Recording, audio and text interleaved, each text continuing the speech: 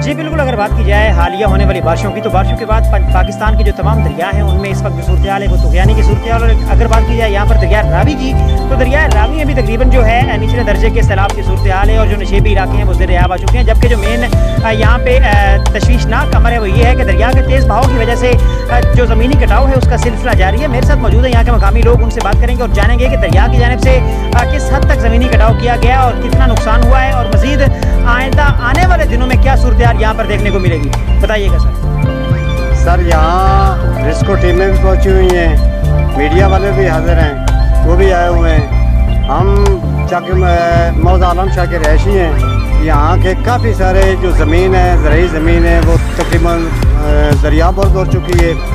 तो यहाँ पर जो कटाव है दरिया का वो भी जारी है। तो इसके अलावा हम मजबूर हैं, हमारी गवर्नमेंट ऑफ पाकिस्तान से और गवर्नमेंट ऑफ पंजाब से अपील है कि इस कटाव को रोका जाए, क्योंकि इसके बिल्कुल किनारे पर मौज़ आलम शाह हमारा मकान है, हमारी ज़मीनें हैं, हमारे मवेशी हैं, जिनको बहुत ज़्यादा ख़तरा है यहाँ का। हमारे पास कोई और वसाइल भी नहीं है, हम कहाँ जाएँ। मेरी अपील है कि हमारे साथ जो है ना ये तावन करे गवर्नमेंट ऑफ पंजाब और गवर्नमेंट ऑफ पाकिस्तान।